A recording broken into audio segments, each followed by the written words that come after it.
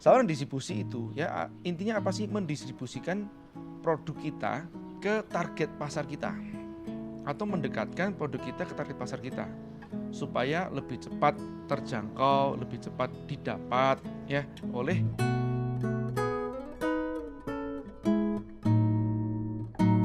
Bismillahirrahmanirrahim. Dari Reza Basela Ridwan. Saya produsen gamis anak-anak, ingin menanyakan saluran distribusi. Untuk menyalurkan distribusi baiknya di awal memakai dropshipper, reseller, agen, atau distributor. Mohon masukannya juga tentang saluran distribusi. Nah, kalau saya berbicara masalah saluran distribusi ini sebetulnya tidak bisa lepas dengan namanya saluran promosi. Karena untuk UKM itu berbeda ya dengan untuk perusahaan-perusahaan yang skala multinasional company.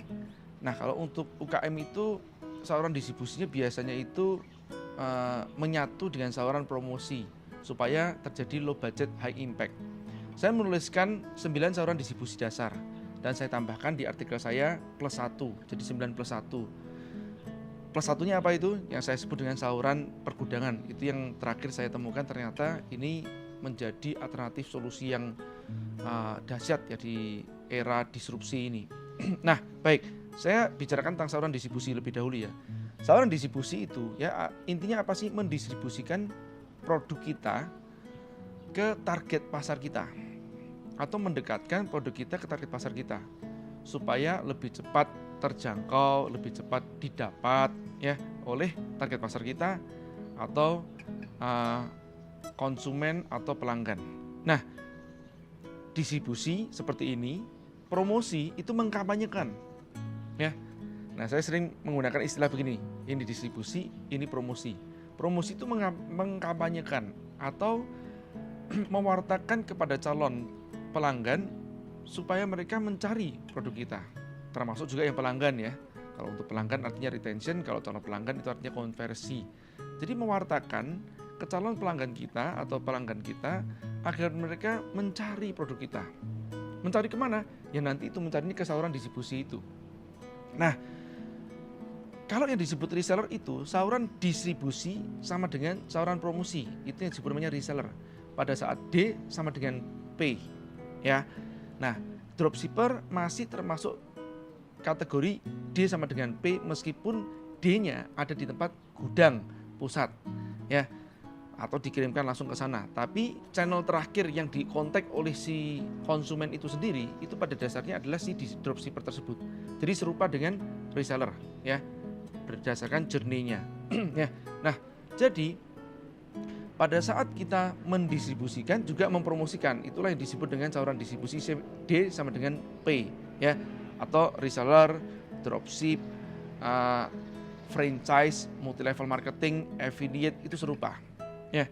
Nah, permasalahannya adalah kita harus mengerti dahulu nih siapa target pasar spesifik Anda. Ini yang pertama, saya bolak-balik sering menanyakan cuma 2 hal nih ya. Siapa target pasar spesifik Anda? Yang kedua, mereka biasa berkumpul di mana atau di mana mereka biasa berkumpul. Ya, baik itu sarang semut ataupun jalur semutnya. Nah, ini bolak-balik saya sebutkan karena ini adalah sesuatu yang sifatnya fundamental.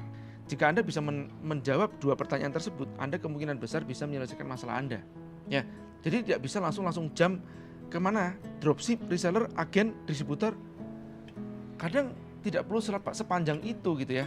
Jenjangnya ada 3 atau apa. Sekarang itu kan saluran informasi sudah sangat terpotong sekali. Ya, jadi semakin panjang jenjangnya akan semakin boros. Kenapa? Komisinya. Nah, yang ketiga ini tambahan untuk pertanyaan untuk saluran distribusi ya. Di era sekarang ini ya. Bagaimana perilaku mereka dalam artian target pasar Anda itu atau konsumen Anda dalam mencari dan mengkonsumsi produk Anda. Oke. Ini kalau tadi misalkan produsen gamis anak-anak. Nah, produsen gamis anak-anak ini biasanya si target pasar Anda ini mendapatkan informasi dari mana? Apakah mereka mencari ataukah mereka pas begitu ada yang mengumumkan mereka beli?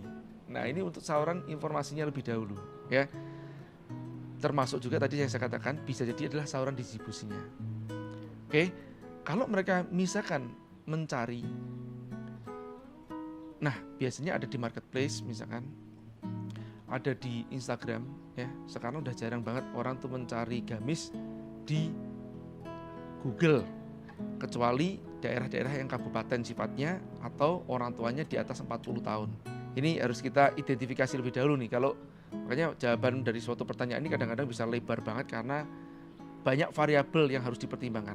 Nah, kalau di daerah Jawa sudah mulai bergeser nih, Jawanya pun juga bukan daerah kecamatan ya, yang daerahnya sudah mungkin kabupaten atau kota madya, itu sudah mencarinya udah kebanyakan apalagi orang tuanya usianya ya di bawah 35 tahun. Itu udah kebanyakan mencarinya di sosial media, terutama di Instagram. Nah, artinya apa? Anda satu bisa mengiklankan melalui itu, kedua mengiklankan melalui influencer. Nah, ini saluran promosinya. Nah, distribusinya bisa jadi tidak melalui reseller agen distributor lagi, tapi bisa jadi melalui saluran distribusi pergudangan. Nah, tinggal gudangnya ditempatkan di mana. Nah, itu berdasarkan nanti kecepatan mereka akan mengkonsumsi ya, atau psikologi mereka dalam menunggu suatu produk. Misalkan kalau bicara masalah gamis anak-anak ya, itu berbeda dengan keripik pisang. Gamis anak-anak kira-kira mereka kalau dari order sampai menerima barang berapa lama sih mereka mau menunggu? Nah, mereka mau menunggu misalkan dalam waktu durasi maksimum 3 hari. 3 hari itu bisa diletakkan saluran distribusinya di tiap provinsi. Gitu ya. Nah, ataupun juga sementara kalau di Jawa ditempatkan di satu tempat lebih dahulu, tapi taruh di bagian tengah bisa juga ya, misalkan taruh di Jawa Tengahnya. Oke. Kalau makanan beda lagi. Ini saya sekaligus yang menjawab pertanyaan yang mungkin bisnisnya mungkin tidak gamis ya. Kalau tingkat konsumsinya makanan seperti snack ya, itu kan kalau bisa dikatakan tidak bisa menunggu 1 hari the next day, nggak bisa. Harus saat itu juga 3 jam atau bahkan mungkin dalam waktu di bawah 1 jam atau 10 menit gitu kan. Nah, ini saluran distribusinya harus lebih mendekat gitu kan. Mungkin bisa jadi di perumahan, nah, bisa jadi di kelurahan, atau bisa jadi mungkin di satu kecamatan ada satu. Nah, tentu aja semakin merata saluran distribusi, bisa jadi cost-nya adalah semakin mahal untuk mendistribusikan. Nah, kalau kita tahu saluran distribusi yang dipakai oleh perusahaan-perusahaan multinasional company itu menggunakan saluran distribusinya adalah saluran distribusi konvensional. Tapi Anda harus tahu juga mereka menggunakan saluran promosinya adalah mass marketing atau media massa massal. Itu yang membuat perusahaan-perusahaan seperti UKM tidak mampu melakukan hal itu. Apalagi begitu mendistribusikan ke tempat hypermarket ya, itu bayarnya sangat lama sekali, itu bisa empot-empotan ya. Makanya jantungnya dan kantongnya ya. Maka dari itu UKM itu harus bisa mensiasati dengan menggunakan saluran distribusi yang bersama dengan saluran promosi yang low budget dan high impact. Oke, detailnya Anda bisa juga tonton di beberapa materi saya, Bukanlah Solaris, kemudian revolusi saluran distribusi berdasarkan customer journey.